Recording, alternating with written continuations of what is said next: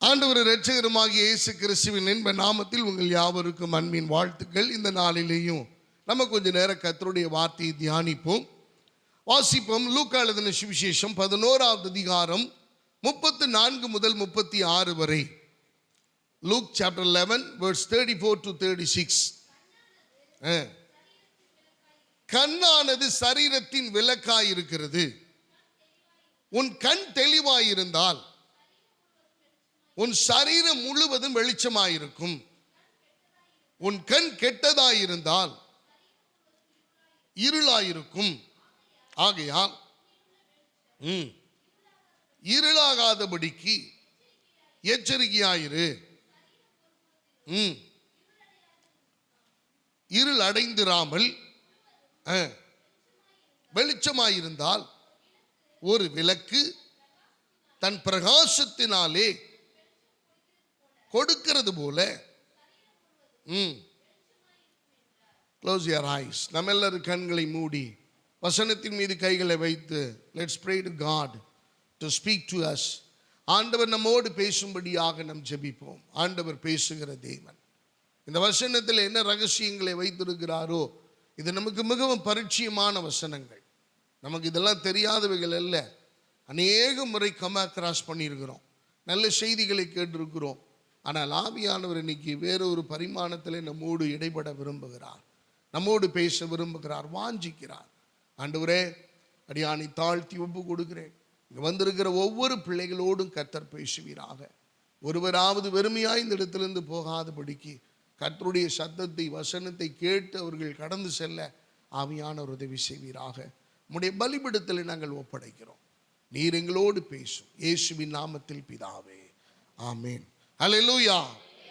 அன்பான கர்த்தருடைய பிள்ளைகளை, இந்த வாசிக்கப்பட்டதான இந்த வேத வசனத்தின்படி ஆண்டவர் நமக்கு கொடுக்கிறதான தலைப்பு என்னவென்றால் கண்ணுக்குள் விளக்கு வெளிச்சம். கண்ணுக்குள் விளக்கு வெளிச்சம். The lamp light in the eyes. பக்கத்தில் இருக்கவங்களை பார்த்து சொல்லுங்க, உங்க கண்ணுக்குள் ஒரு விளக்கு வெளிச்சம் இருக்கிறது. நல்ல கையை கொடுத்து சந்தோஷமா தான் சொல்லுங்களேன். கண்ணுக்குள் ஒரு விளக்கு வெளிச்சம் இருக்கு. அருமையான தேவ பிள்ளைகளை, ஆண்டவர் தான் சொன்னார், நான் சொல்லல. கண்ணானது சரீரத்தின் விளக்காய் இருக்கிறது. அந்த விளக்கு எப்பொழுதும் எரிந்து கொண்டிருக்குமே ஆனால் உங்களுடைய முழு சரீரமும் அது வெளிச்சமாய் இருக்கும். உங்களுடைய கண் இருளாய் இருக்குமே ஆனால், உங்களுடைய கண் என்கிற விளக்கு எரியாமல் இருக்குமே ஆனால் அது உங்கள் சரீரம் முழுவதையும் பாதித்து உங்கள் சரீரம் முழுவதும் இருளாயிருக்கும் என்று ஆண்டவர் வசனத்திலே நமக்கு சொல்லுகிறார். அருமையான தெய்வ பிள்ளைகளை, இது ஒரு கூட்டத்தை பார்த்து ஆண்டவர் சொல்லல. ஃபார் எவ்ரி இண்டிவிஜுவல், ஒவ்வொரு தனிப்பட்ட மனிதனுக்கும் மனுஷிக்கும் ஆண்டவர் சொல்லுகிற ஒரு அற்புதமான வார்த்தை இந்த வசன வார்த்தை. கண்ணுக்குள் ஒரு விளக்கு வெளிச்சம். ஆண்டவர் கொடுத்து தான் அனுப்பி இருக்கிறார். ஆனா அதை விளக்கை எரிய வைக்கிறதுக்குன்னு ஒரு கூட்டம் இருக்கு, அதை தக்க வைத்துக் கொள்ளுகிறார்கள். ஆனா ஒரு சிலர் அந்த விளக்கு எரிவதை பற்றியதான கவலை இல்லை. உலகத்திலே மனிதன் சொல்லுகிறான், கண் போன போக்கிலே. ரொம்ப அழகா ஞாபகத்திற்கு பார்த்தீங்களா? வசனம் மட்டும்தான் நமக்கு நினைவில் இருக்கிறது இல்லை. ஆனால் எவ்வளவு அழகாக கண் போகிற போக்கிலே மனிதன் போகிறான். எங்கே போகிறான் என்பது அவனுக்கு தெரிவதில்லை. Man does not know his destiny. அவனுடைய முடிவு எங்கே, அவனுடைய எல்லை எங்கே, அவனுக்கு நியமிக்கப்பட்ட காரியம் எங்கே, அவன் எதை நோக்கி ஓடுகிறான், அவனுடைய வாழ்க்கையினுடைய பயணம் எவ்விதமாக இருக்கிறது, அப்படிலாம் இல்லை. கண் தெரிந்த வரைக்கும் கண் போன போக்கிலே அவன் போகிறான். ஆனால் கர்த்தருடைய பிள்ளைகளை குறித்து ஆண்டவர் ஒரு வரைமுறைப்படுத்தப்பட்ட ஒரு வாழ்க்கை இந்த இடத்திலே சொல்லிக் கொடுக்கிறார். கண்ணானது சரீரத்தின் விளக்காக இருக்கிறது. அன்பான கர்த்தருடைய பிள்ளைகளை, நம்முடைய சரீரத்திலே அநேக உறுப்புகளை கர்த்தர் உருவாக்கி வைத்திருக்கிறார். Every parts of the body is so important. ஒவ்வொரு நம்முடைய சரீரத்துக்குள் இருக்கிற inner organs is so important than the outsider of the body. நம்முடைய சரீரத்தில் வெளியில் இருக்கிற உறுப்புகளை பார்க்கிலும் உள்ளுக்குள்ள இருக்கிற ஆர்கன்ஸ் எல்லாம் ரொம்ப ரொம்ப முக்கியம். நல்ல சிரிப்பாங்க, நல்ல பேசுவாங்க, they will be in active outside. ஆனா உள்ளுக்குள்ள பாத்தீங்கன்னா எனக்கு இருதய வியாதிங்க, I had a heart problem, எனக்கு கண்ணுல பிரச்சனை, என்னுடைய நுரையீரல்ல பிரச்சனை, என்னுடைய கல்லீரல்ல பிரச்சனை, என்னுடைய வயிற்றுல குடல்ல பிரச்சனை, நிறைய பிரச்சனைகள் உள்ளுக்குள்ள இருக்கும். ஆனா வெளியில் அதை காண்பிக்க மாட்டாங்க. அருமையானவர்களே, அப்ப இது ஒரு விலக்கோடு கர்த்தர் இதை தொடர்பு படுத்துகிறார். என்னுடைய சரீரம் முழுவதுமாக இன்னைக்கு நாம் நல்லா இருக்கணும் அப்படின்னா என் கண்ணு சரியா இருக்கணும்னு கர்த்தர் சொல்ல வர்றார். அப்படின்னா என்ன? இதனுடைய ஆவிக்குரிய அர்த்தம் என்ன? What is the real spiritual meaning of this particular passage? இதனுடைய ஆழமான அர்த்தம் என்ன? நம்ம கொஞ்சம் கூர்ந்து கவனிக்க ஆவியானவர் இந்த காலை வேளையிலே உதவி செய்வாராக. அருமையான தேவ பிள்ளைகளை, அப்ப இந்த கண்ணு விளக்கை போல இருக்கிறது. அந்த விளக்கு எப்பொழுதும் எரிந்து கொண்டிருக்குமே ஆனால் என்னுடைய உள்ளுக்குள் இருக்கிற எல்லா ஆர்கன்ஸும் நல்லா இருக்கும். அப்படித்தானே சொல்லுது பைபிள். உன் கண் தெளிவாய் இருந்தால், உன் கண் வெளிச்சமாய் இருந்தால் உன் சரீரம் முழுவதும் வெளிச்சமாய் இருக்கும். அப்படின்னா நல்லா இருக்கும். you'll be fine. நீ ஆரோக்கியமா இருப்ப. ஆனா உன் கண் இருளாய் இருக்குமே ஆனால், அந்த விளக்கு எரியாமல் இருக்குமே ஆனால், அங்கதான் பிரச்சனை ஆரம்பிக்குது. என் சரீரம் முழுவதும் அது கெட்டதாயும் இருளாயும் மாறி போகும். அன்பான கர்த்தருடைய பிள்ளைகளை, அப்ப இதனுடைய ஆவிக்குரிய அர்த்தத்தை நாம் புரிந்து கொள்ள தேவ ஆவியானவர் இந்த காலை வேளையிலே நமக்கு ஆளுகை செய்வாராக. ஒரு சில 3 முக்கியமான காரியங்களை உங்களுக்கு முன்பதாக நான் வைக்க விரும்புகிறேன். நன்றாய் கவனியுங்கள். தேவன் நம்மிடத்திலே எதிர்பார்க்கிறது நம்முடைய கண்களிலே மிக மிக கவனம் செலுத்துகிறார். நம்ம எல்லாரும் இருதயத்தை தான் ஃபோக்கஸ் பண்றோம். நம்ம கண்ணை ஃபோக்கஸ் பண்றோமா? கண்ணு ரொம்ப முக்கியன்றார். கண்ணை குறித்து ஆண்டவர் நிறைய விஷயங்களை பைபிள்ல சொல்லப்பட்டிருக்கிறது. ஆனால் ஒரு சிலவைகளை மாத்திரம் நான் இந்த இடத்துல உங்களுக்கு இதை வியாக்கியானம் பண்ண அதனுடைய ஆழத்தை உங்களுக்கு சொல்லிக் கொடுக்க ஆவியானவர் எனக்குள்ளே தூண்டப்பட்டதுனாலே இந்த செய்தி நான் பல போராட்டங்களுக்கு பிறகு நான் இந்த செய்தியை உங்களுக்கு முன்பதாய் நான் கொண்டு வந்திருக்கிறேன். அருமையான கர்த்தருடைய பிள்ளைகளை, நன்றாய் கவனியுங்கள்.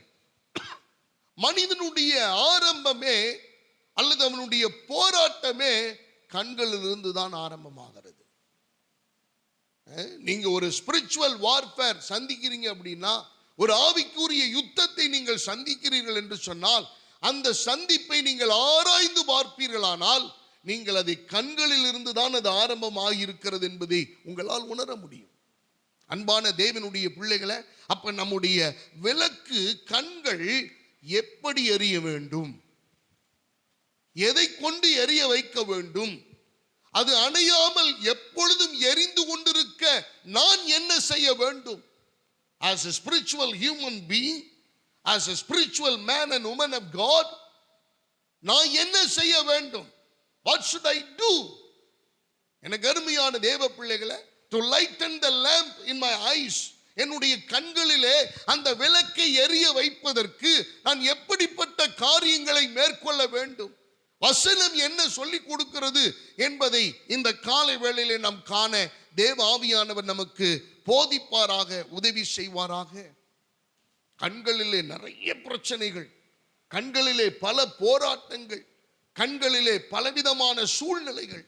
அதிலே முதலாவது காரியம், ஒரு கேள்வி இப்படி கேட்டோம்னா, யாருடைய கண்ணுக்குள் விளக்கு வெளிச்சமாய் இருக்கிறது?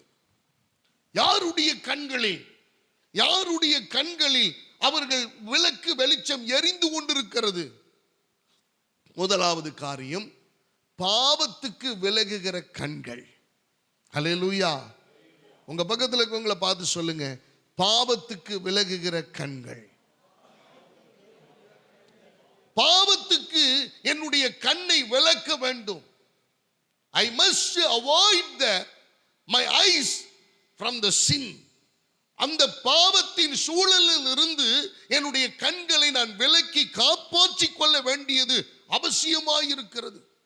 எனக்கு அன்பான தேவனுடைய பிள்ளைகளை, ஆண்டவர் நம்முடைய கண்கள், எல்லா உறுப்புகளும் ரொம்ப முக்கியம், எல்லா அவயவங்களும் ரொம்ப முக்கியம். ஆனா இந்த கண்ணு ரொம்ப பிரதானமானது. நல்ல கவனிங்க. ஒரு கண்ணு தெரியாதவன்ட்ட நீங்க போய் கேளுங்க, he will be very sensitive. உங்களால உங்களுக்கு தெரியாத விஷயங்கள் கூட அவங்களுக்கு தெரியும்.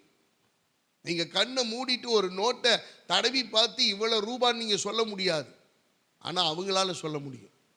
அவ்வளவு சென்சிட்டிவா, மைனூட்டா ஒவ்வொரு விஷயத்தையும் கூர்ந்து கவனிக்கக்கூடிய ஆற்றல் உடையவர்களாக இருப்பார்கள். ஆனால் they doesn't have a sight. பார்க்க முடியாது, பார்வை அவர்களுக்கு இல்லை, பார்வை குறைபாடு. அன்பான கர்த்தருடைய பிள்ளைகளை, அப்ப தேவன் நமக்கு இந்த ஆவிக்குரிய கண்களை நமக்கு கொடுத்திருக்கிறார். பைபிள்ல நல்ல கவனிச்சீங்கன்னா, இப்பிரபஞ்சத்தின் தேவனானவன் ஜனங்களுடைய கண்களை என்ன பண்ணி வச்சிருக்கிறான்? நல்லா யோசிச்சு பாருங்க. இது மாம்சத்தை பத்தி சொல்லப்பட்ட விஷயமா? இல்லை. ஜனங்களுக்கு பார்வை இருக்கிறது, ஆனால் மாமிச பார்வை இருக்கிறது. ஆனால் ஆவிக்குரிய கண்களை அவன் குருடாக்கி வைத்திருக்கிறான்.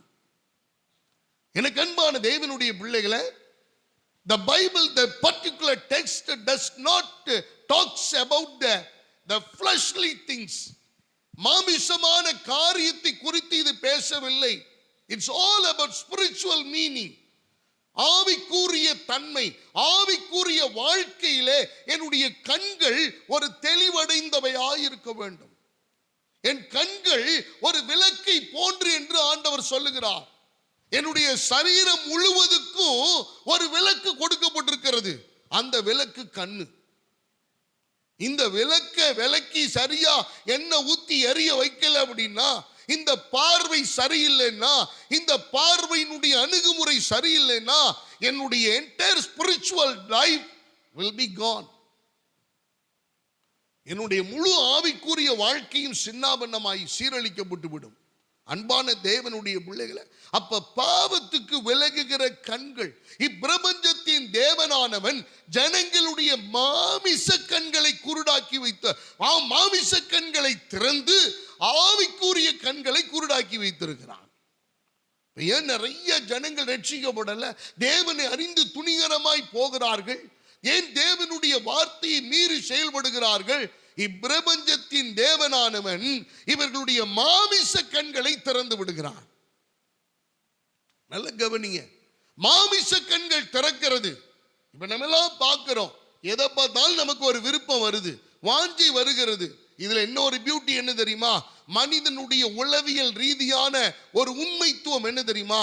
நம்மள்கிட்ட இருக்கிறதை விட இல்லாததை குறித்ததான ஆர்வமும் தாகமும் விருப்பமும் நம்முடைய கண்களுக்கு அதிகமாய் உண்டு. நம்ம இடத்துல இருக்கிறது எதுவோ அதை பெஸ்டா நம்ம நினைக்க மாட்டோம். எது நம்ம இடத்துல இல்லையோ அல்லது வேறு ஒரு இடத்தில் இருக்கிறதோ அதை குறித்த கரிசனையும் ஆர்வமும் வாஞ்சையும் விருப்பமும் நம்முடைய கண்களுக்கு ஈர்ப்பு அதிகம். அன்பானவர்களே, அப்ப தேவன் சொல்லுகிறான், நம்முடைய கண்கள் அந்த சரீரத்தின் என்டையர் பாடியை கண்ட்ரோல் பண்ணுகிற ஒரு விளக்கு. அதுதான் இந்த விளக்கு சரியா எரிஞ்சு சரியான முறையில் அது இருந்தா மட்டும்தான் நான் சரியான ஆரோக்கியமான ஆவிக்குரிய வாழ்க்கை வாழ முடியும். அன்பானவர்களே, அதற்கு முதலாவது காரியம், யாருடைய கண்ணுக்குள் இந்த விளக்கு வெளிச்சம் இருக்கும் அப்படின்னா, பாவத்துக்கு விலகுகிற கண்கள். வசனத்தை வாசிப்போம். நீதிமொழிகள் 4வது அதிகாரம் 25வது வசனம் இவ்விதமாய் சொல்லுகிறது. Proverbs chapter 4 verse 25. 4:25 சொல்லப்பட்டிருக்கிறது. வாசிங்க எடுத்தவங்க. உன் கண்கள் நேராய் நோக்க கடவது. எனக்கு அருமையான தெய்வ பிள்ளைகளை, இந்த இடத்துல ஆக்கியோன் இவ்வளவு அழகா அழகாய் அவர் சொல்லுகிறார், உன் கண்கள் என்ன பண்ணணும்? நேராய் நோக்க கடவது. உன்னுடைய கண்ணிமைகள் செம்மையாய் இருக்க கடவது. நம்முடைய கண்கள் மிக மிக துல்லியமானவைகள். சிலருடைய பார்வையெல்லாம் பார்த்தீங்கன்னு வச்சுங்களேன், ரொம்ப பியூட்டிஃபுல்லாக இருக்கும். நான் எந்த பியூட்டியை சொல்கிறேன்னு தெரியுமா? நம்ம வண்டியில் ஓட்டிக்கிட்டே இருப்போம், பின்னாடி தான் உட்காந்துருப்பாங்க, உலகத்தில் உள்ள அத்தனையும் கவர் ஆயிரும். இது 360 டிகிரி ஃபுல் சைஸ் கேமரா, ஃபுல்லான HD டிஜிட்டல் கேமரா, ஃபுல்லா. நீங்க அதை பார்க்கலையா? நான் எங்க பார்த்தேன்? ரோட்டல்ல பார்த்து ஓட்டிக்கிட்டு இருக்கிறேன். ஐயோ, இவங்க போனாங்களே, நீங்க பார்க்கலையா? பார்க்கல. நம்மள்கிட்ட பேசிக்கிட்டு தான் இருப்பாங்க, நம்மள்கிட்ட பேச்சுவார்த்தை நடந்துக்கிட்டு தான் இருக்கும், கம்யூனிகேஷன் போயிட்டே இருக்கும். ஆனா இந்த கேமரா மாத்திரம் 360 டிகிரி அப்படியே ரொட்டேட் ஆகி அப்படியே ஃபுல்லா ஸ்கேன் பண்ணி யார் யார் என்னென்ன கலர்ல ட்ரெஸ் போட்டிருந்தாங்க அப்படிங்கிறது முதற்கொண்டு சர்வலைன்ஸ் பண்ணிரும். இது ஆண்களுக்கு சாத்தியம் இல்லாத ஒன்று. இதுல பாஸ் பண்ணவே முடியாது. சில டிஜிட்டல் கேமரா வேலை செய்யும், ஆனா அது வேற மாதிரி வேலை செய்யும். சில கேமரா இருக்கு, குற்றம் கண்டுபிடிக்கிறதுக்காகவே சில கேமரா வேலை செய்யும். எதுல எல்லாம் பிடிச்சு இழுத்து ஜெயிலுக்குள்ள தள்ளலாம், உள்ள தள்ளலாம் அப்படின்னு. என்ன, அடுத்தவங்களுடைய கண்ணீரில் இவர் குளிர் காயறதுல இந்த கேமராவுக்கு அவ்வளவு சந்தோஷம், அவ்வளவு ஹாப்பி. எனக்கு அருமையான தெய்வ பிள்ளைகளை, இப்ப பாத்தீங்கன்னா இப்பதான் சொல்றாங்க, சென்சார் கேமரா சார் உங்க சர்ச்சில் போட்டுக்குங்க, யார் அசைஞ்சாலும் அந்த கேமரா அவங்கள ஃபாலோ பண்ணும். அட போயா, ரொம்ப வருஷமா அந்த கேமரா எங்க சர்ச்சில் இருக்கு, ரொம்ப வருஷமா. இதுல என்ன தெரியுமா? அதுக்கு கரண்ட் தேவையில்லை, ஆயில் போட தேவையில்லை, எந்த விதமான, அது 0% மெயின்டெனன்ஸ். ஆனா ஃபுல்லா கவர் ஆயிரும், ஃபுல்லா ரிஜிஸ்டர் ஆயிரும், ஃபுல்லா மெமரி ஃபுல்லா இருக்கும். கவனிங்க, அதுக்கு ஒரு நாள் லேக் ஆஃப் மெமரி வரவே வராது. ஃபுல்லா மெமரிஸ்ல இருக்கும், எல்லாத்துல ரிஜிஸ்டர் ஆயிரும், அதை அழிக்கவே முடியாது. You can't delete it. அன்பான கர்த்தருடைய பிள்ளைகள், இதை நான் குறையா சொல்லல, நல்ல பாசிட்டிவாகவும் தான் சொல்றேன், நல்ல விதமாகவும் சொல்றேன், நல்லதுதான். ஒருத்தர் நேரா ஓட்டிட்டு இருந்தா ஒருத்தர் சுத்தி பார்க்க வேண்டியது அவசியம், என்ன நடக்குது அப்படின்னு. பல நேரங்களிலே நான் வண்டி ஓட்டுவேன், ஆனா ஓட்டுவதற்கு என் பக்கத்துல ஒரு ஓட்டுநர் உட்கார்ந்து இருப்பாங்க. அந்த நடத்துனர் சொல்றபடி தான் நான் என்ன செய்யணும்? ஓட்டணும். ஏன் எதுக்கு வேகமா போற? எங்க போறோம்? யாரையும் நீ தூக்கி நிப்பாட்ட போறியா? இப்ப 4ஆம் கூண்டு ராமேஸ்வரத்தில் ஏத்திட்டாங்க, இறக்க போறியா? இல்ல, மெதுவா போ. அங்கதான் நம்ம போய் என்ன கஷ்டப்பட்டா மீன் குழம்பு வச்சு திங்க போறோம், அங்க எல்லாம் ரெடியா இருக்கு, போனோட திங்க வேண்டியதான். மெதுவா போ. புல்கண் அதை ஸ்டேரிங்கை மட்டும் நான் பிடிச்சிருப்பேன், அவ்வளவுதான். மற்றதெல்லாம் அவங்க பார்த்துக்குவாங்க, அவங்க நடத்துவாங்க. இது என் வீட்டில் மட்டும் இல்லை, வெளியில சொல்ல முடியாம நிறைய பேர் உட்கார்ந்து இருக்கிறாங்க. சிலது தோல்ல தட்டும் பாருங்க, ஏன் எதுக்கு இப்படி பறக்கிற? எதுக்கு? ஏன் பத்தாதா? இது வரைக்கும் நடந்தது பத்தாதா? இதுக்கு மேல ஏதாவது ஒன்று ரெடி பண்ணிட்டு இருக்கிறியா? நீ மனசுல வச்சிருக்கியா? ஏன் ஆவேசப்படுற? மெதுவா போ. அந்த ஒரு தட்டல் போதும், அப்படியே 100ல இருந்தது 20க்கு வந்துடும் பாருங்க. நடக்கிறவெல்லாம் நமக்கு முன்னாடி போவான். அன்பான கர்த்தருடைய பிள்ளைகளை நல்ல கவனிங்க, இந்த கண்ணு இவ்வளவு வேலை செய்யுது, இந்த கண்ணு அவ்வளவு ஆற்றல். ஆனா வேதம் சொல்லுகிறது, உன் கண்கள் நேராய் நோக்க கடவது. உன் கண்ணுக்குன்னு ஒரு ஸ்ட்ரைட் நேரா இருக்கணும், உன்னுடைய நேர் உண்ட பார்வை. அருமையான தேவ பிள்ளைகளை, உலகத்திலேயே 360 டிகிரியில பார்க்கக்கூடிய ஒரு பறவை ஒன்று இருக்கிறது. எதுன்னு சொல்லுங்க பார்க்கலாம். ஆந்தை. ஆந்தை அது இப்படித்தான் இருக்கும், உடம்பு இப்படித்தான் இருக்கும், ஆனா கழுத்து சுத்தி வந்துடும், அப்படியே ரொட்டேட் ஆகும். இதை பார்த்து தான் ரொட்டேட்டட் இதெல்லாம் கேமராலாம் கண்டுபிடிச்சானோ தெரியல. சில இப்போ புதுசாக ஒரு புதுசு இல்லை, இது ரொம்ப வருஷ காலமாக இருக்குது. என்னன்னா ஒரு கல்யாண மண்டபத்தில் உட்காந்துருக்குன்னு வச்சுக்கோங்களேன், உட்காந்துருப்போம், நம்மளை பார்த்து தான் பேசிக்கிட்டு இருக்கோம், அது நம்மளை பார்த்து தான் பேசிக்கிட்டு இருக்கோம். ஆனால் அப்படியே கண்ணு போவோம் பாருங்க, அப்படின்னு ஒரு சுத்தும் பாருங்க, இவங்களோட வந்திருக்கிறாங்க, இவங்க என்ன ட்ரெஸ் போட்டிருக்காங்க, இவங்க அந்த இடத்துல உட்காந்துருக்குறாங்க. எப்படி அந்த கண்ணு அவ்வளவு வேலை செய்யுது, அவ்வளவு ஆற்றல். ஆனா இந்த நேர் கொண்ட பார்வையோடு ஒரு ஆவிக்குரிய மனிதனுக்கு இருக்கணும் அப்படின்னு கர்த்தர் விரும்புகிறார். சங்கீதத்தின் புஸ்தகம் 119 அதிகாரம் 37 வாசிச்சோம்னா, உன் கண்ணு நேரா பார்க்கணும்னு சொல்லிட்டாரு. 2வது 119:37 மாயையை பாராதபடி நீர் என் கண்களை விலக்கி உமது வழிகளில் என்னை உயிர்ப்பியும். எனக்கு அருமையானவர்களே, பாவத்துக்கு என்னுடைய கண்களை விளக்கணும் அப்படின்னா முதலாவது எனக்கு ஒரு நேர் கொண்ட பார்வை இருக்கணும். நல்ல கவனிங்க, நான் மறுபடியும் சொல்றேன், இது மாமிச கண்கள்ல நீங்க யார் வந்திருக்கிறாங்கன்னு பார்க்கிற விஷயம் அல்ல.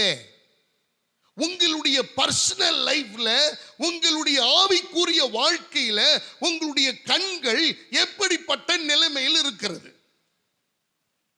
உங்களுடைய ஆவிக்குரிய பார்வை நேர் கொண்ட பார்வையாக இருக்க வேண்டும். அருமையான தேவனுடைய பிள்ளைகளை, நம்ம நிறைய நேரங்கள்ல நம்ம அழகா சொல்றோம், காணாததை விசுவாசிக்கிறவர்கள். The blessed is the man who did not see and having faith in their life. பார்க்கல, காணல, ஆனால் விசுவாசிக்கிறவர்கள் பாக்கியவான்கள். எது கண்ணு பார்க்கலையோ அதை விசுவாசிக்கிறவர்கள் பாக்கியவான்கள். ஆனா நாம் என்ன தெரியுமா சொல்றோம்? நம்முடைய கண்கள் என்ன தெரியுமா? அதை பார்த்தா தான் நான் விசுவாசிப்பேன். நேர் கொண்ட பார்வை நமக்கு ஆவிக்குரிய நிலைமையில் ரொம்ப குறைவான நிலைமையில நாம் இருக்கிறோம். நேர் கொண்ட ஒரு விசுவாசம் நம்முடைய கண்களிலே குறைவுபட்டு காணப்பட்டு கொண்டிருக்கிறது.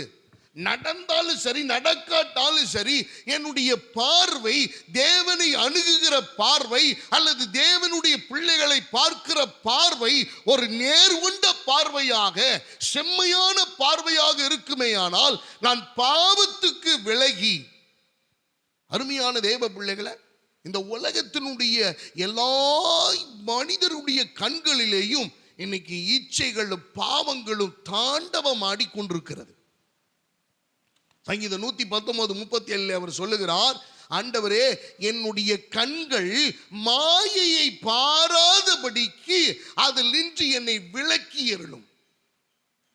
இன்னைக்கு மாயையை தான் நம்ம விரும்புகிறோம், மாய தோற்றம் தான் நம்முடைய கண்கள் விரும்புகிறது. அருமையானவர்களே, வேதம் படிக்கிறதை விட ஏன் செல்போன் ரொம்ப நம்ம பார்க்கிறோம்? நம்முடைய கண்கள் என்ன தெரியுமா செய்து?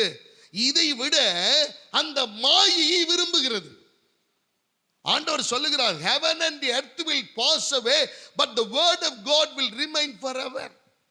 வானமும் பூமியும் ஒளிந்து போனாலும் என்னுடைய வார்த்தைகள் ஒளிந்து போகாது. ஆனா நம்ம ரொம்ப நேரம் பைபிள் படிக்கிறோமா? ரொம்ப நேரம் நம்ம தியானிக்கிறோமா? ரொம்ப நேரம் அதுக்கு டைம் ஸ்பெண்ட் பண்றோமா? இல்லை. வருஷத்துக்கு ஒரு முறை மொபைல் மாத்துறோம். சில பேர் 2 வருஷத்துக்கு ஒரு முறை, சில பேர் 5 வருஷத்துக்கு ஒரு முறை, இன்னும் சில பேர் தந்திரமான ஆட்கள் இருக்காங்க. எனக்கு தெரியும், மொபைல் வாங்குறதுக்கு என்ன திட்டம் போடலாம் அப்படின்னு யோசிச்சு தண்ணிக்குள்ள போட்டுருவாங்க. ஐயோ விழுந்துருச்சுன்னு கத்துவாங்க. போனோம்னு வச்சுக்கோங்க, புது மொபைலுக்கு ஏற்பாடு பண்ணிட்டு இருக்கான்னு அர்த்தம். இது தெரியாமலாம் விழல, அவன் கண்ணுக்கு தெரிஞ்சு தான் போட்டான். அது போடுறது எதுக்கு தெரியுமா? புது மொபைலுக்கு அடி போட்டான், அஸ்திபாரம் போட்டான், நிறைய பேருடைய உண்மையை நான் சொல்றேன், தெரியும் எனக்கு. அன்பான கர்த்தருடைய பிள்ளைகளை நல்ல கவனிங்க. அப்ப மாயையான காரியத்தை தான் இந்த கண்கள் விரும்புகிறது, பாவத்தை தான் இந்த கண்கள் விரும்புகிறது. பாவம் ஒரு மனிதனுடைய வாழ்க்கையில், ஆவிக்குரிய நிலையில் இருக்கிற ஒரு மனிதனுடைய வாழ்க்கையில கண்களின் மூலமாகத்தான் உள்ளே பிரவேசிக்க போகுது. கண்கள் தான் அதற்கு வழி, கண்கள் தான் அதை பாதை. உங்களுக்கு உதாரணம் சொல்லணும் அப்படின்னா, ஆதியாகமம் 3வது அதிகாரம் 4வது வசனத்திலிருந்து வாசிக்க கேட்போம். Turn your Bible to the book of Genesis chapter 3 verse 4 onwards. அப்பொழுது சர்ப்பம் ஸ்திரீயை நோக்கி, நீங்கள் சாகவே சாவதில்லை, நீங்கள் இதை புசிக்கும் நாளிலே உங்க கண்கள் திறக்கப்படும், நீங்கள் நன்மை தீமையை அறியத்தக்க தேவர்களை போலாவீர்கள், தேவன் அறிவார் என்றது. அன்பான கர்த்தருடைய பிள்ளைகளை, அப்ப நல்ல கவனிங்க. ஆண்டவர் மிக அழகாக நமக்கு சொல்லுகிறார், உங்களுடைய கண்கள், இந்த சத்துரு சொல்றான், உங்களுடைய கண்கள் என்ன செய்யுமா? திறக்கப்படும், நீங்கள் தேவர்களை போல் ஆவீர்கள். தொடர்ந்து வாசிங்க. ஸ்திரீயானவள் விருட்சம் புசிப்புக்கு நல்லதும் பார்வைக்கு இன்பமும் புத்தியை தெளிவிக்கிறதுமாயிருக்கும், கண்டு பறித்து புசித்து புசித்தால் அவர்கள் இருவருடைய கண்களும் திறக்கப்பட்டது, தாங்கள் நிர்வாணிகள் என்று அறிந்து அத்தி இலைகளை தைத்து உண்டு பண்ணினார்கள்.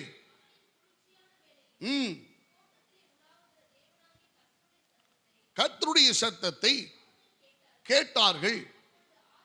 ஆதாமும் மனைவியும் கர்த்தருடைய விலகி. அன்பான கர்த்தருடைய பிள்ளைகளை நல்ல கவனிங்க. இப்ப சத்துரு இந்த மாயை தோற்றத்தை தான் விரும்பும்படிக்கு நம்முடைய கண்களுக்கு அந்த ஆர்வத்தையும் ஈர்ப்பையும் உண்டாக்குகிறான். நல்ல கவனிங்க. பார்வைக்கு இன்பமும் புசிப்புக்கு நல்லதும். அவள் போய் சத்துருவோட பேசுறா, கான்வர்சேஷன் பேசுறா. அப்ப பேசும்போது அவள் சொல்றா, சத்துரு சொல்றான், நீங்கள் இதை புசிக்கும் நாளிலே உங்களுடைய கண்கள் திறக்கப்படும். ஆண்டவருக்கு இவர்கள் நிர்வாணிகள் என்று தெரியுமா தெரியாதா? தெரியும். ஆனால் ஆவிக்குரிய கண்களை திறந்து வைத்திருந்தார். மாமிச கண்கள் அவர்களுக்கு மறைக்கப்பட்டிருந்தது. மாமிச கண்களுடைய அந்த எண்ணங்கள், தூண்டுதல்கள், உணர்வுகள் எதுவும் இல்லை. நல்ல கவனிங்க. ஆவிக்குரிய நிலையிலே ஒரு பரிசுத்தமான சிந்தை உடையவர்களாய் அந்த பரிசுத்த ஆவிக்குரிய கண்கள் திறந்தவையினாலே ஆண்டவருக்கு உண்பதாக நிர்வாணிகளாய் இருந்தோ அவர்களுக்கு எந்த விதமான பாதிப்பும் இல்லை, சங்கடமும் இல்லை. அன்பான தேவ பிள்ளைகளை, ஆனால் எப்பொழுது இவங்களுடைய மாமிச கண்கள் திறக்கப்பட்டதோ அப்பொழுது தேவ சன்னிதானத்தை விட்டு விலகி அவர்கள் மரத்துக்குள்ளாக, இலைகளுக்குள்ளாக ஓடி அத்தி இலைகளை தைத்து தங்களுக்கென்று ஒரு மறைவை உண்டாக்கி மறைத்து கொண்டு தங்களுடைய மானத்தை மறைத்து கொள்ள அவர்கள் முயற்சித்தார்கள்.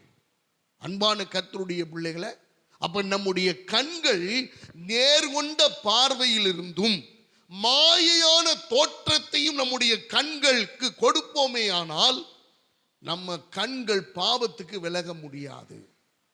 பாவத்துக்கு நாம் விலகி அல்லது நம்முடைய கண்கள் பாவத்திலிருந்து விலக்கி வைப்பதற்கு நேர்கொண்ட பார்வையும் மாயைக்கான இடம் கொடுக்காமல் இருப்போமே ஆனால், அன்பான கர்த்தருடைய பிள்ளைகளை, நம்முடைய மாமிச கண்கள் ஜெயிக்காம ஆவிக்குரிய கண்களை கர்த்தர் ஜெயிக்க வைப்பார். அல்லேலூயா. எத்தனை பேர் நம்புறீங்க? ஒரு காரியத்தின் மேல் நம்ம அந்த பொருளை வாங்கணும் அப்படிங்கிறது தவறு அல்ல. ஆனால் ஒருத்தர் வாங்கிட்டாங்க, அதை நாம் வாங்கி ஆகணும் அப்படின்னா அது என்னவாகிறது? அதன் மேல் விருப்பமும் இச்சையும் வாஞ்சியும், அந்த கண்களினுடைய இச்சையும் தூண்டப்பட்டு அதை அடையும் வரைக்கும் போராடுகிறது. அன்பான கர்த்தருடைய பிள்ளைகளை, அப்ப நல்ல கவனிங்க, நம்முடைய கண்கள் பாவத்துக்கு விலகுகிற கண்களாய் இருக்க வேண்டும். ஆதாமும் ஏவாளை கர்த்தர் தோட்டத்தை விட்டு வெளியில அனுப்பிட்டார். தோட்டத்தை விட்டு வெளியில் அனுப்பிட்டார். ஒரு வஸ்திரத்தை கொடுத்து அனுப்புகிறார். இதற்கான காரணம் என்ன? அவங்களுடைய கண்கள், மாமிச கண்கள் திறக்கப்பட்டு விட்டது. அன்பான கர்த்தருடைய பிள்ளைகளை, இப்ப தேவன் விரும்புகிற காரியம் என்ன தெரியுமா? நம்முடைய கண்ணுக்குள் ஒரு விளக்கு வெளிச்சம் இருக்கு. அந்த வெளிச்சம் என்ன? ஆவிக்குரிய கண்கள் திறக்கப்பட வேண்டும். The spiritual eyes must be open in every individual. ஒவ்வொரு தனி மனிதனுடைய வாழ்க்கையிலும் ஆவிக்குரிய நிலையிலே அவர்களுடைய கண்கள் திறக்கப்பட வேண்டும். அன்பானவர்களே, நீங்களும் நானும் இன்னைக்கு ஏன் இந்த நிலைமையில் இருக்கிறோம், போராடுகிறோம் என்றால் நம்முடைய மாமிச கண்களாலே பார்க்க ஆரம்பித்து விட்டோம். ஆவிக்குரிய கண்களிலே ஒவ்வொரு காரியத்தையும் அணுக தெரிய வேண்டும். ஒவ்வொரு காரியங்களையும் நம் ஆவிக்குரிய நிலையிலே அதை பார்க்க பழக வேண்டும். அப்பொழுதுதான் இந்த மாயையிலிருந்து இந்த நேர்கொண்ட பார்வை என்கிற சூழ்நிலைக்கு நாம் வர முடியும். இன்னைக்கு ஆதாமும் ஏவாளும் வஞ்சிக்கப்பட்டார்கள். காரணம் என்ன? அவருடைய கண்கள் அந்த அந்த அந்த பழத்தை ஈச்சித்தபடியினாலே. அன்பான தேவனுடைய பிள்ளைகளை, அது அதோட முடியல, தோட்டத்தோட முடியல. இன்று வரைக்கும் அதனுடைய அந்த தொடர்கிறதை நாம் பார்க்கிறோம். அன்பானவர்களே, அப்ப நம்முடைய வாழ்க்கையில கண்கள் திறக்கப்படும்னு சத்ரு சொல்லுவான். உன் கண்கள் திறக்கப்படும், நீங்க தேவர்களை போல் ஆவீர்கள். இப்ப என்ன நடந்துச்சு? இப்ப மனிதனுடைய பாவத்துக்கு இந்த கண்கள் காரணமாகிவிட்டது. இன்னைக்கு ஆவிக்குரிய விளக்கு எரிஞ்சுக்கிட்டே இருக்கணும் என் கண்ணுல. என் கண்ணு ஆவிக்குரிய விளக்கா நான் பார்க்கணும். அப்ப நான் இந்த விளக்கு எரியணும் அப்படின்னா என்னுடைய அபிஷேகம் ரொம்ப முக்கியம், என்னுடைய வேத வாசிப்பு ரொம்ப முக்கியம், என்னுடைய ஜெப ஜீவியம் முக்கியம். எதற்காக ஆண்டவர் சொன்னார்? சிலர் சபை கூடுதலை விட்டு விடுகிறது போல நீங்கள் விட்டு விடாமல். நிறைய பேர் நினைக்கிறாங்க, நான் சர்ச்சுக்கு அப்படி கடைசியில் வந்து காலை வச்சு தொட்டு கும்பிட்டுட்டு போனா எனக்கு எல்லாம் நடந்துரும். வாய்ப்பே இல்லை ராசா, வாய்ப்பே இல்லை, வாய்ப்பே இல்லை. நீ ஆரம்பம் முதல் முடிவு பரியந்தம் தேவ சமூகத்திலே நீ நிலைத்து அந்த ஆராதனையிலே, அந்த அபிஷேகத்தின் வேளையிலே, பாடல் ஆராதனையிலே, காணிக்கை பகுதியிலே, அந்த செய்தியின் வேளையிலே, முடிவிலே, சாட்சி பகுதியிலே, எல்லா நேரங்களிலே நீ பங்கு பெறணும். ரொம்ப முக்கியமானதல்லவா? யோசிச்சு பாருங்க. உங்க வீட்டு கல்யாணத்துக்கு சாப்பிட மட்டும் வந்தா போதுமா? ஏற்றுக்கொள்வோமா? தேவன் அப்படி அல்ல. தேவன் அப்படி பார்க்கிற ஒவ்வொரு விஷயத்தையும் ஆண்டவர் கூர்ந்து கவனிக்கிறார். உன்னுடைய கண்கள், என்னுடைய கண்கள் ஆவிக்குரிய கண்களாய் எப்படி பார்க்கிறது? அன்பான தேவனுடைய பிள்ளைகளை, ஆண்டவர் சொல்லிட்டு போனார், நீ அதை சாப்பிடாத, அது வேணாம், உனக்கு எல்லாம் இருக்கு. ஆண்டவர் எல்லாத்தையும் சொன்னதை பூரா விட்டு விட்டு அந்த பர்டிகுலர் மாத்திரம் எதை தொட வேணான்னு சொன்னாரோ அதன் மேல கவனம் செலுத்த ஆரம்பித்தார்கள்.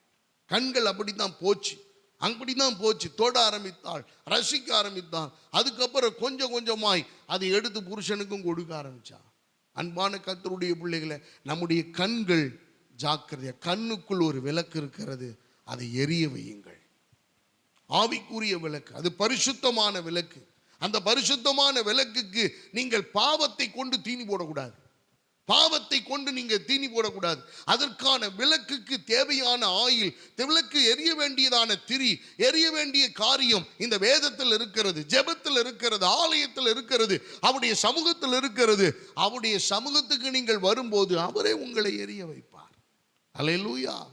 வேதம் சொல்லுகிறது அல்லவா, அவர் மங்கி எரிகிற திரியை அணையாமலும் இருப்பேன் என்று சொன்ன ஆண்டவர் அல்லவா.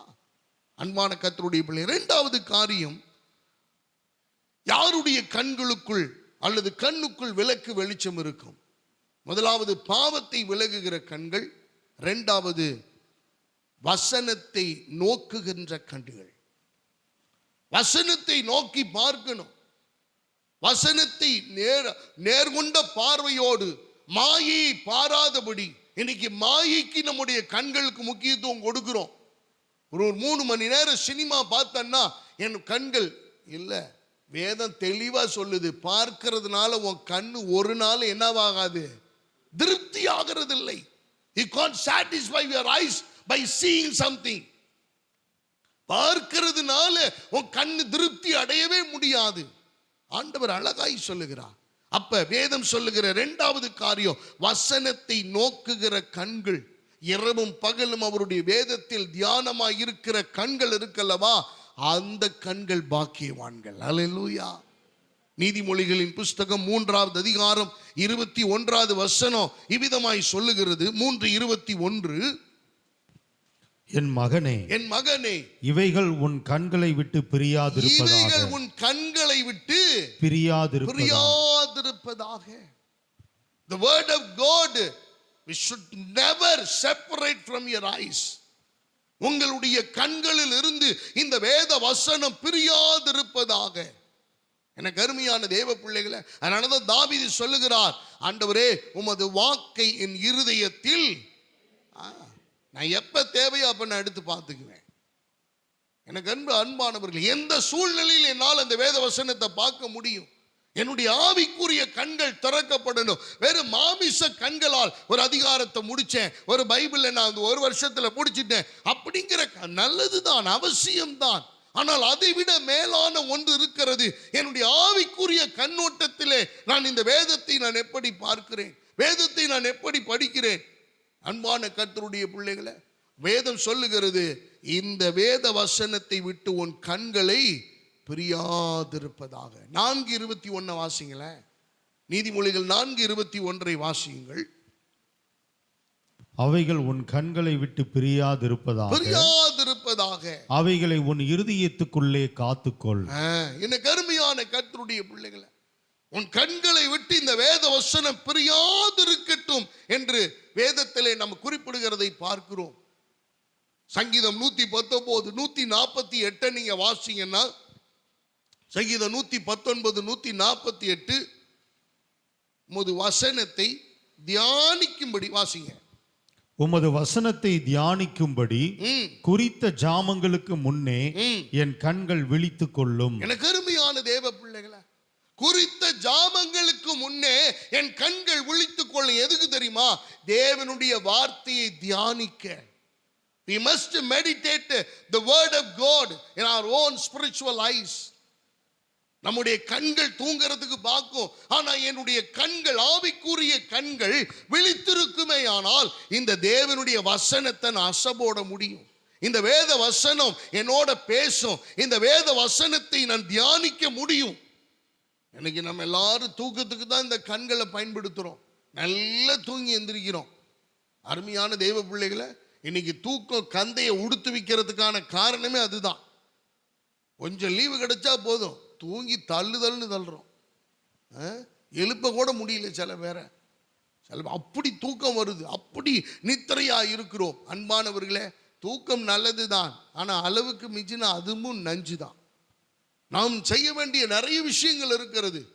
ஆண்டவர் நமக்கு அழகாக சொல்லி கொடுக்கிறார், இந்த கண்களை விட்டு இந்த வசனங்கள் பிரியாதிருப்பதாக.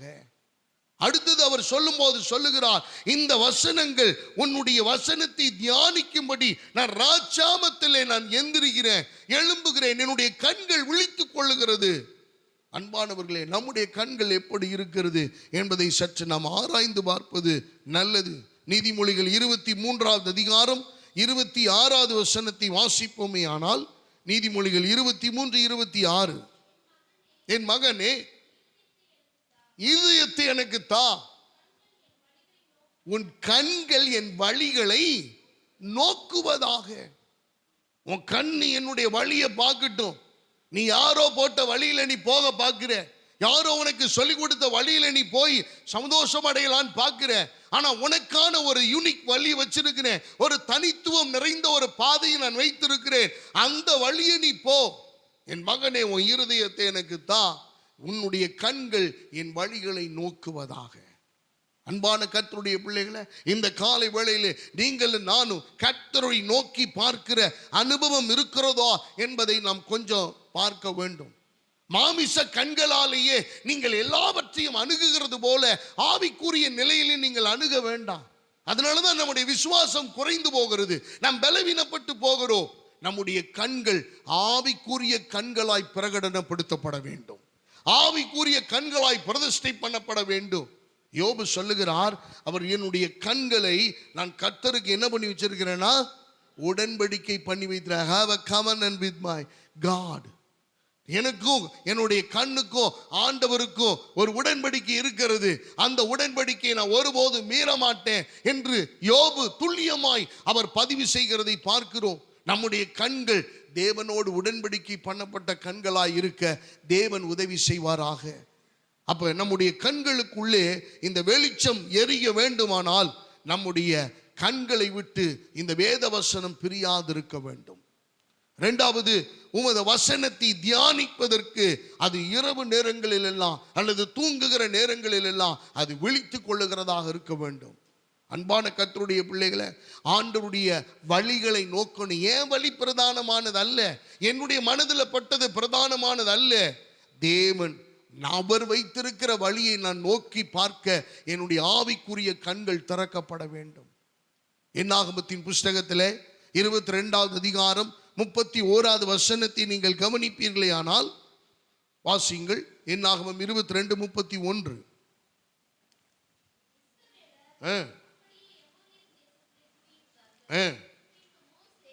இல்ல, என்னாகமம் 22:31. அப்பொழுது கர்த்தர் பிலேயாமின்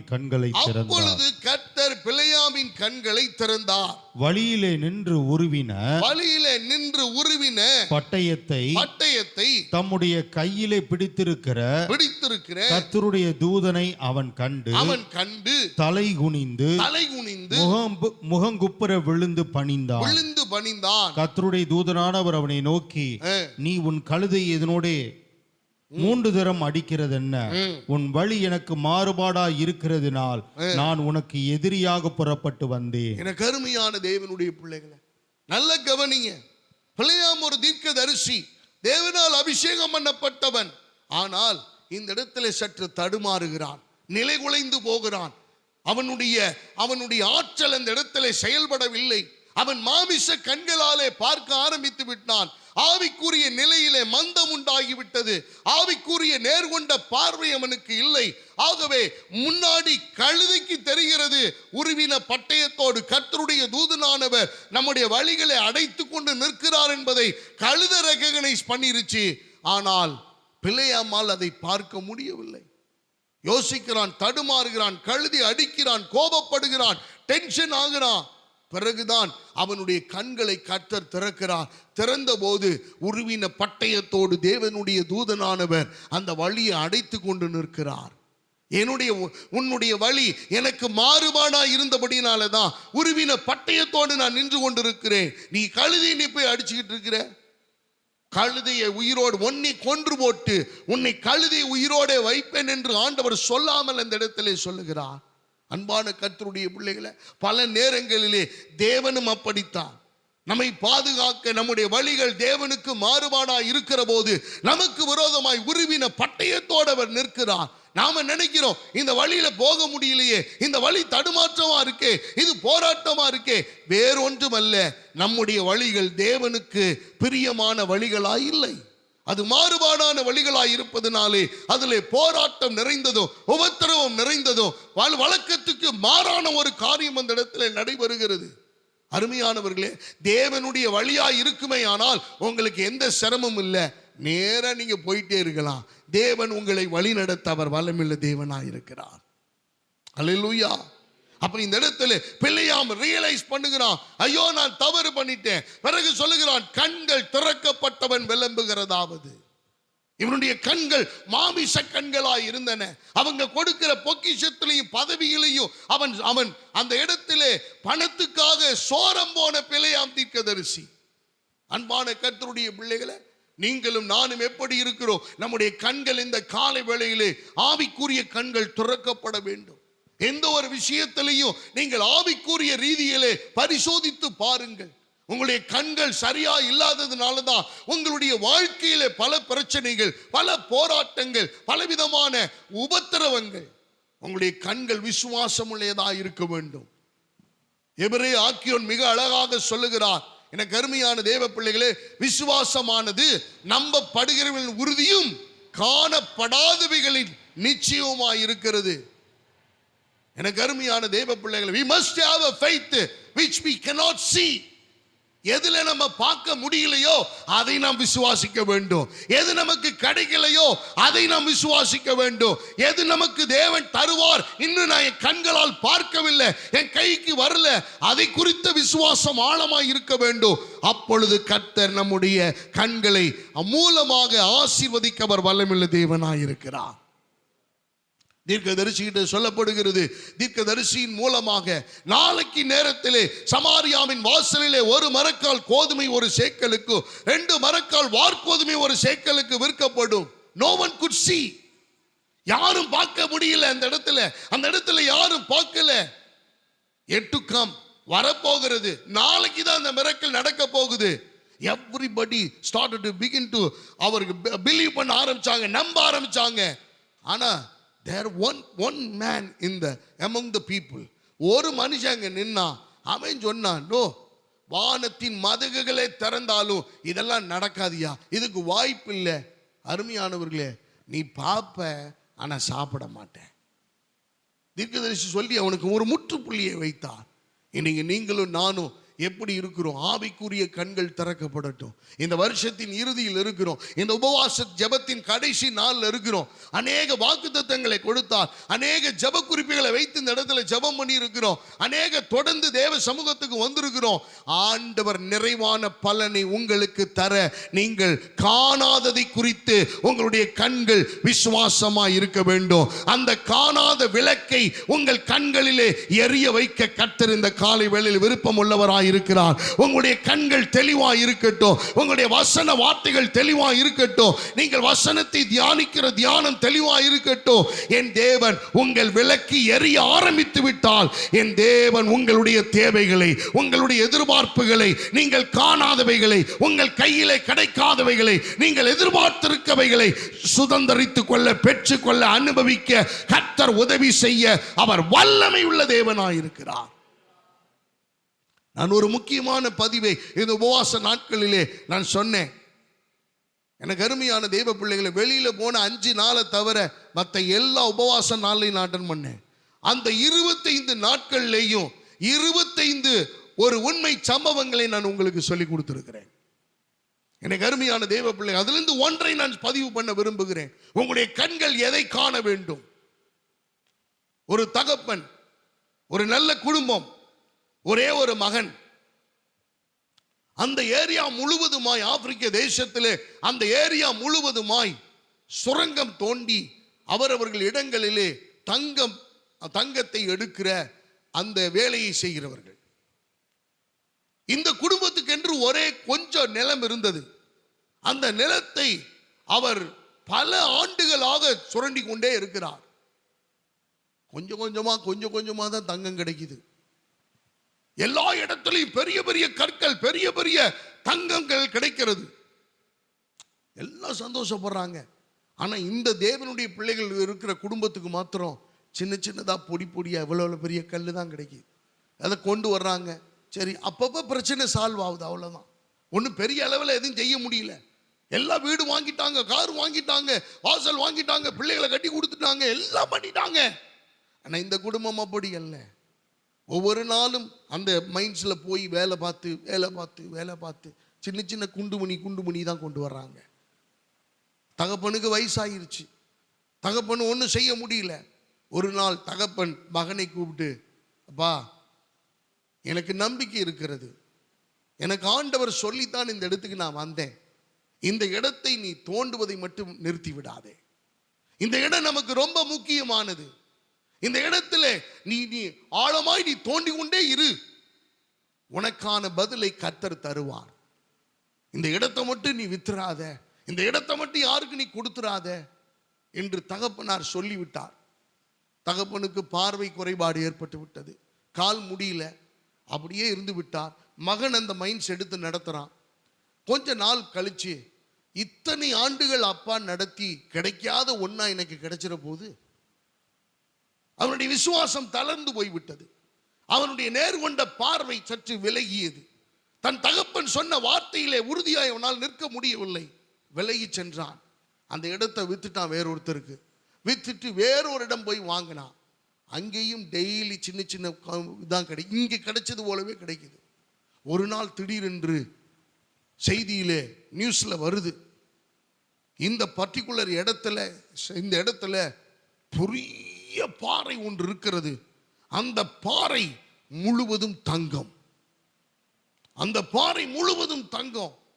இது யாருடைய நிலம் என்று டிக்ளேர் பண்றதுக்கு எல்லாம் பார்த்துக்கிட்டு கொண்டு இருக்கிறார்கள். அப்பா நியூஸ் கேட்கிறாரு. அதை பார்த்த உடனே அப்பாவுக்கு ரொம்ப ஹாப்பி, ரொம்ப சந்தோஷப்படுறாரு.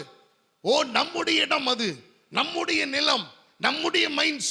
அந்த இடத்துல தான் இவ்வளவு பெரிய தங்கம் இருக்கிறதாக ஆராய்ச்சியாளர்கள் கண்டுபிடிச்சிருக்கிறாங்க அப்படின்னு சொல்லி ரொம்ப சந்தோஷப்பட்டு கொண்டிருக்கிறார். தகப்பனை பார்க்க மகன் உள்ளே வருகிறான், சின்ன குண்டுமணி எடுத்துக்கொண்டு. அப்பா நியூஸ் பார்த்தியாப்பா, நியூஸ் கேட்டியா? இல்லப்பா நான் பார்க்கல. பாரு, நம்ம இடத்துல தான் இவ்வளோ பெரிய தங்கம் இருக்கிறது என்று ஆய்வு செய்து சொல்லி இருக்கிறாங்க, ஸ்கேன் பண்ணி பார்த்துருக்கிறாங்க. ஆகவே நம்ம தோண்டுவதை நிப்பாட்ட வேணாம், எல்லாரும் நமக்கு உதவி செய்ய வருகிறார்கள் என்று சந்தோஷமாய் சொன்னபோது ஒரு துக்க செய்தியை சொன்னான். பா, நான் ரொம்ப வருஷத்துக்கு முன்னாடியே அந்த இடத்த நான் வித்துட்டேன். இப்போ அது நம்முடைய இடம் அல்ல, வேறொருடைய இடம்.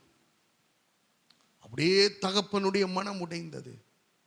என்னப்பா இவ்வளவு தப்பு பண்ணிட்டியே, நான் தான் உனக்கு சொன்னேன், அந்த இடத்துல நிலைத்து நிறு, நீ உறுதியாயிரு, ஒரு நாள் நிச்சயமாய் நமக்கு பலன் கொடுக்கும் என்று நான் சொன்னேனே, என்னுடைய வார்த்தையை நீ அங்கீகரிக்காமல் போனாயே, நான் இவ்வளவு தூரம் உனக்கு சொல்லி நீ அமைதியாக இருந்து விட்டாயே என்று அந்த இடத்துல அவர் துக்கப்பட்டு வேதனையோடு கூட அப்புறம் பிறகு மகனை ஆறுதல் படுத்துகிறார். பரவாயில்ல, இதை நம்ம சரி பண்ண முடியாது, ஆனால் ஆண்டவர்கிட்ட நம்ம ஒப்பு கொடுப்போம் என்று அவர்கள் ஜெபம் பண்ணினார்கள். அந்த மனிதன் இந்த இடத்தை வாங்கின அந்த மனிதன் தோண்டினா பெரிய பாறை. அவன் சொன்ன ஒரு வார்த்தை என்ன தெரியுமா? இது எனக்கு மட்டும் சொந்தம் அல்ல, இந்த இடத்தை தெரியாமல் பல ஆண்டுகளாக உழைத்த ஒரு மனிதர் இருக்கிறார். அந்த மனிதரை எனக்கு நன்றாக தெரியும். அந்த தகப்பன் பல ஆண்டுகளாக இரவும் பகலும் அந்த குடும்பத்துக்காக உழைத்திருக்கிறார். இந்த மைண்ட்ஸ்ல தோண்டப்பட்ட ஒவ்வொரு விஷயமும் அவருடைய கரங்கள் பதிந்திருக்கிறது. கண்டிப்பாய் இதனுடைய பாதி பங்கு அவருக்கு சேரும். இதை முழுவதையும் நான் அனுபவிக்க போறதில்லை, இதை இரண்டாக பிரித்து பாதியை அந்த உரிமையாளருக்கு நான் கொடுக்க விரும்புகிறேன் என்று அந்த முழு பகுதியையும் கொடுத்தார். தகப்பனதை வாங்கி கொண்டு மகனிடத்தில் கொடுத்து சொன்னார், என்னுடைய ஒரே ஒரு வார்த்தையை மாத்திரம் நீ கேட்டு கீழ்ப்படிந்து உன்னுடைய பார்வையை சற்று விலக்காமல் அதிலேயே நிலைத்து இருந்திருப்பேயானால் இந்த முழு பாறையும் நமக்கு சொந்தமாக மாறியிருக்கும். இன்னைக்கு அந்த ஒரு சற்று விலகி போனதுனாலே கிடைக்க வேண்டிய முழுமையும் கிடைக்காம பாதி தான் கிடைச்சிருக்குது. அருமையான தெய்வ பிள்ளைகளை, இந்த காலை வேளையிலே கர்த்தர் நமக்கு உணர்த்துகிறார். நீங்களும் நானும் எப்படி இருக்கிறோம், நம்முடைய வாழ்க்கை எப்படி இருக்கிறது? தேவன் அநேக நேரங்களில் சொல்லுகிறார், உனக்கு வாக்குத்தத்தனை கொடுத்தனே, நீ எதை பார். இந்த உலகத்தை நீ பார்க்கிற, பண பற்றாக்குறையை பார்க்கிற, வறுமையை பார்க்கிற, தரித்திரத்தை பார்க்கிற, உன் பிள்ளைக்கு ஃபீஸ் கட்ட முடியலன்றதை பார்க்கிற. உனக்கு இதை விட பெரிதாய் செய்வதற்கு என் பிரசன்னத்தில், என்னுடைய சன்னிதானத்தில், என் ஆலயத்தில் ஒரு மகத்துவமான காரியத்தை நான் வைத்திருக்கிறேன். ஹல்லேலூயா. எனக்கு அருமையான தெய்வ பிள்ளைகளை, நீங்கள் மல்கியா 3:10 எடுத்து பாருங்கள், வாசியுங்கள். அதில் என்ன சொல்லப்பட்டிருக்கிறது? வாசியுங்கள். 3:10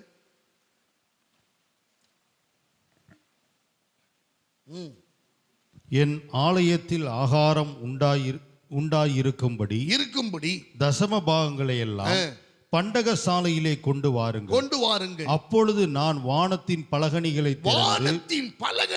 திறந்து இடங்கொள்ளாமற் போகும் உங்கள் மேல் ஆசீர்வாதத்தை வருஷிக்க மாட்டோனோ என்று அதனால் என்னை சோதித்து பாருங்கள் என்று சேனைகளின் கர்த்தர் சொல்லுகிறார். அல்லேலூயா. நம்முடைய பார்வை குறுகி போச்சு, நம்முடைய கரமும் குறுகி போச்சு. நம்முடைய கரம் குறுகி போனதுனால ஆண்டவர் கொடுக்கிறதும் குறுகி போச்சு. அன்பான கர்த்தருடைய பிள்ளைகளை, எந்த அளவினால் அளக்கிறீர்களோ அந்த அளவினால் உங்களுக்கு அளக்கப்படும். whatever you measure, you will be measured by that. நீங்க எந்த அளவினால் அளக்கிறீங்களோ அந்த அளவினால் தான். எனக்கு அருமையான தெய்வ பிள்ளைகளை, பிள்ளையாமின் கண்களை கர்த்தர் திறந்த போதுதான் அவனுடைய ஆவிக்குரிய கண்களிலே தெளிவு உண்டானது. அப்பதான் சொல்றான், கண்கள் திறக்கப்பட்டவன் விளம்புகிறதாவது. அருமையான தெய்வ பிள்ளைகளை, சங்கீதம் 19:7 வரைக்கும் வாசிப்போமானால் அதில் சொல்லப்பட்டிருக்கிறது. சங்கீதம் 19:7 வரைக்கும் கர்த்தருடைய வேதம் குறைவற்றதும் ஆத்துமாவை உயிர்ப்பிக்கிறதுமாயிருக்கிறது. கர்த்தருடைய சாட்சி சத்தியமும் பேதையை ஞானியாக்குகிறதுமாக இருக்கிறது. கர்த்தருடைய நியாயங்கள் செம்மையும் இருதயத்தை சந்தோஷிப்பிக்கிறதுமாயிருக்கிறது. கர்த்தருடைய கற்பனை, எனக்கு அருமையான தெய்வ பிள்ளைகளை, கர்த்தருடைய கற்பனை உண்மையும் எப்படியா கண்களை தெளிவிக்கிறதுமாயிருக்கிறது. நம்ம கண்ணு தெளிவடையணும். கண்ணுக்குள் ஒரு விளக்கு வெளிச்சம் இருக்கிறது. அந்த விளக்கு வெளிச்சம் எரியணும். எரிஞ்சா உங்களுடைய ஆவிக்குரிய கண்கள் திறந்திருக்குன்னு அர்த்தம். எரியலைன்னா மாமிச கண்கள் திறந்திருக்குன்னு அர்த்தம். எரிஞ்சு ஆவிக்குரிய கண்கள் திறந்திருக்குமே ஆனால் உங்களுக்கு விசுவாசத்தினுடைய அளவு அதிகமாக இருக்கும். எந்த ஒரு காரியத்திலையும் கர்த்தர் பார்த்து கொள்ளுவார், கர்த்தர் நடத்துவார். அருமையானவர்களே, சாத்ராக், மேஷாக், ஆபேத்நேகோ அவர்கள் அக்கினி சூளைக்கு முன்பாக போகும்போது தலை குனிந்து வருத்தத்தோட, துக்கத்தோட, ஆதங்கத்தோட, செத்து போயிடுவோன்ற பயத்தோடெல்லாம் போகல. செத்தாலும் பரவாயில்லன்னு துணிந்து போனார்கள். காரணம் என்ன தெரியுமா? நேர்கொண்ட பார்வை, கர்த்தரை பார்த்த விதம். எங்கள் தேவனாகிய கர்த்தர் இந்த அக்கினி சூளைக்கு ராஜாவாகி உம்முடைய கைக்கோ அவர் தப்புவிக்க வல்லவராய் இருக்கிறார் என்று அவர்கள் விசுவாசித்தார்கள். நம்முடைய பார்வை எப்படி இருக்கு? கண்ணுக்குள் வெளிச்சம் இருக்கிறதா? அந்த விளக்கு எரிகிறதா? எரியாமல் இருக்குமே ஆனால் பிள்ளையாமினுடைய கண்களை சற்று சிந்தித்து பாருங்கள். அருமையானவர்களே, பல நேரங்களிலே தவறான முடிவுகளை எடுத்து விடுகிறோம். ஆகார் தவறான முடிவை எடுத்தாள். உபத்திரவம் தாங்கல, நெருக்கடி தாங்கல, போராட்டம் தாங்கல, வேதனை தாங்கல அப்படின்னு வீட்டை விட்டு வெளியில வந்துட்டான். துறவண்டியில போய் நிற்கிறாள், நீரூற்றண்டையில நிற்கிறாள். ஆகார், எங்க போற? என்ன பிரச்சனை? என்ன உனக்கு? நீ வீட்டுக்கு திரும்பி போ. எனக்கு அருமையான தெய்வ பிள்ளைகளை, 2வது முறை அவ வீட்டை விட்டு வெளியில போகல, அனுப்பப்படுகிறாள். வனாந்தரத்தில் அலைந்து திரிகிறாள். தன்னுடைய குழந்தை அவன் சின்ன குழந்தை, பால் குடிக்கிற குழந்தை இல்ல, 11, 12 வயசு, 15 வயசு பையன், வாலிபமான பையன். அவன் தாகத்தால் வறண்டு சாகிறதை நான் பார்க்க எனக்கு மனம் இல்லை.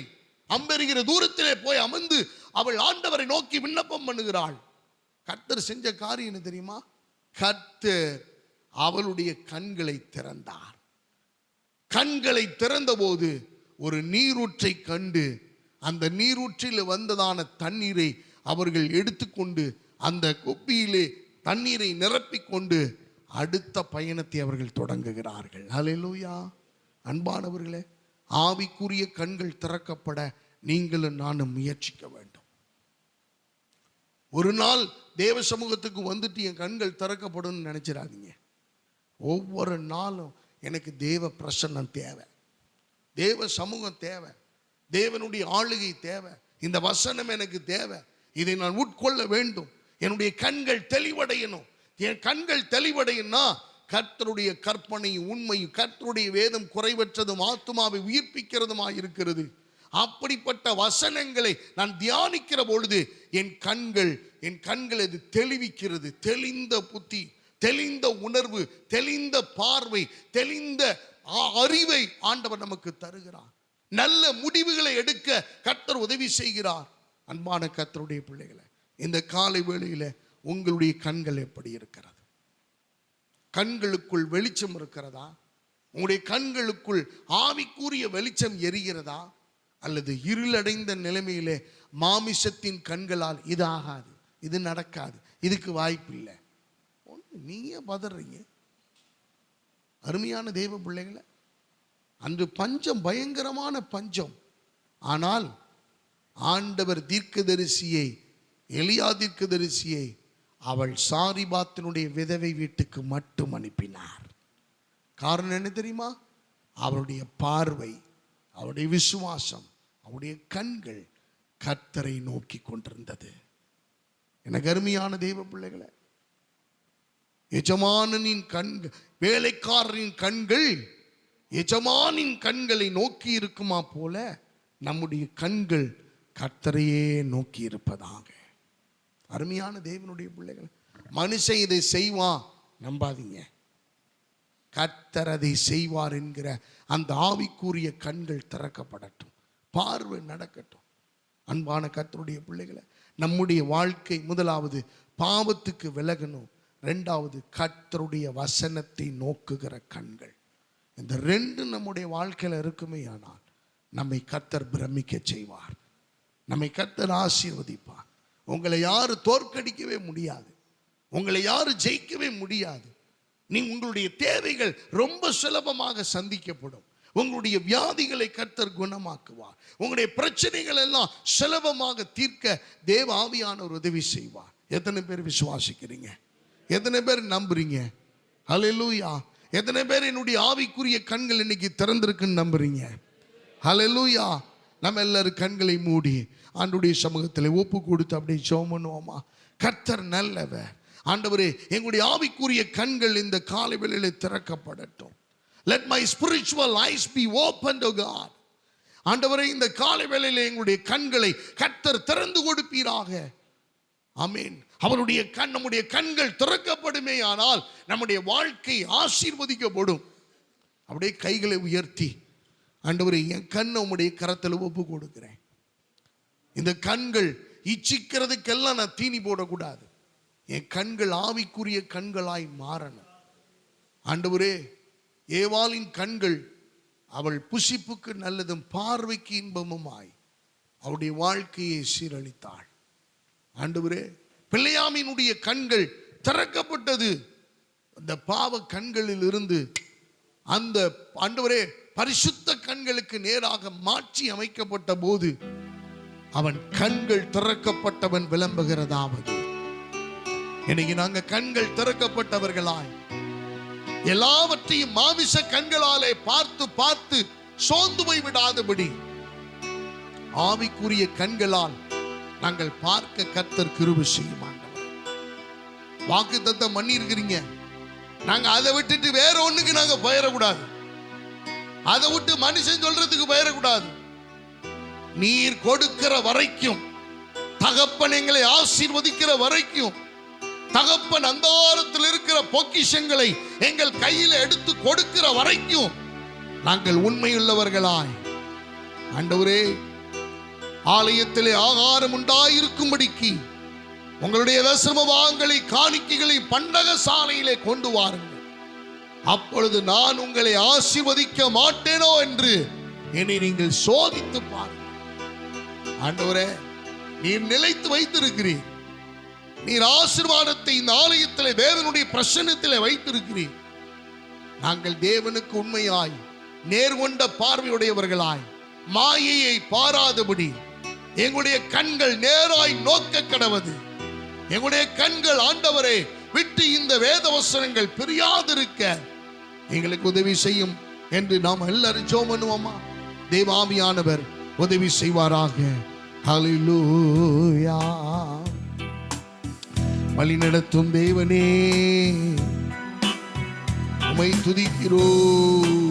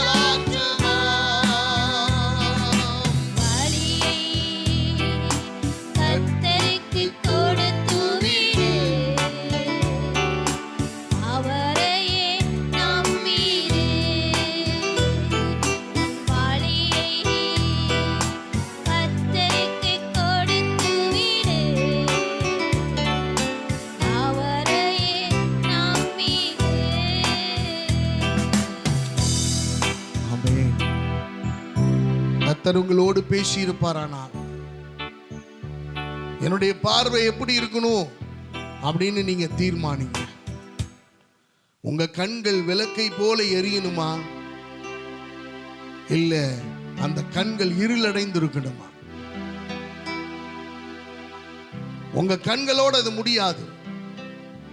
உங்களுடைய சரீரம், உங்களுடைய ஆவிக்குரிய வாழ்க்கை, உங்களுடைய குடும்பம், உங்களுடைய சபை, உங்களுடைய சமுதாயம் எல்லாவற்றையும் அது பாதிக்கும். விளக்கு எரிந்து கொண்டிருந்தால் எரிகிற நிலைமையிலே அது பாதிக்கும். இருளாயிருந்தால் இருளான நிலைமையிலே எல்லாரையும் பாதிக்கும். நீங்கள் ஒப்பு கொடுங்க, நீங்க சரணடைங்க. உங்க கண்கள் எப்படி இருக்கணும் நீங்க தீர்மானிங்க. கர்த்தருடைய கரத்திலே ஒப்பு கொடுப்போம். கர்த்தர் பேசின வார்த்தைகளுக்காக நன்றி செலுத்துவோம். கரங்களை தட்டி ஆண்டவருக்கு நன்றி செலுத்துவோமா? தேவாதி தேவனுக்கு ஹல்லேலூயா. எங்களை நேசிக்கிற நல்ல தகப்பனே, நல்ல நேரத்துக்காக நன்றி ஆண்டவரே. உடைய பலிபீடத்திலே வந்து நாங்கள் ஆண்டுடைய வார்த்தையை கேட்க, ஆராதிக்க, துதிக்க, மகிமைப்படுத்த, கொடுக்க எங்களுக்கு கொடுத்த கிருபைக்காய் ஸ்தோத்திரம். இந்த மழை சூழலிலேயும் நீர் ஆண்டவரே பிள்ளைகளை கொண்டு வந்த தயவுக்காக நன்றி. உடைய பிள்ளைகள் ஒவ்வொருவரையும் ஆசீர்வதியும். கண்கள் திறக்கப்பட்டவர்களாய் நாங்கள் காணப்பட கர்த்தர் தயவு செய்வீராக. உடைய பலிபீடத்தில் நாங்கள் ஒப்பு கொடுக்கிறோம். சிறியோர், பெரியோர், முதியோர், வாலிபர், இளைஞர்கள் அத்தனை பேரை கர்த்தர் ஆசீர்வதிங்க. ஆண்டவரே, இந்த 30 நாட்களும் உபவாசித்து ஜெபிக்க கர்த்தர் எங்களுக்கு கொடுத்த தயவுக்காக நன்றி.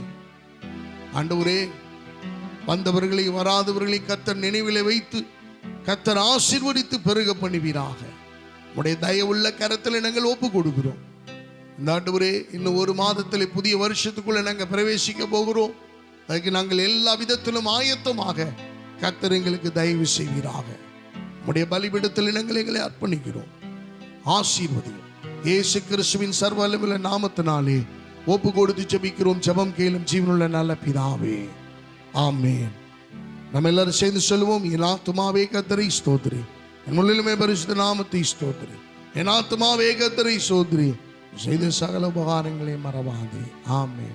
நம்முடைய பிதாவாகிய தேவனுடைய அன்பும் கர்த்தராயிருக்கிற இயேசு கிறிஸ்துவினுடைய கிருபை, சமாதானமும் பரிசுத்த ஆவியானவருடைய அந்யோன்ய ஐக்கியமும் நம் அனைவரோடு கூட அவருடைய வருகை விருந்தும் எப்பொழுதும் இருப்பதாக. ஆமென், ஆமென். ஹல்லேலூயா, ஹல்லேலூயா, ஹல்லேலூயா, ஆமென். அப்படியே உட்காருவோம். கர்த்தர் நல்லவர். கடந்த நாட்களிலே 30 நாள் உபவாச ஜெபம் நடந்தது.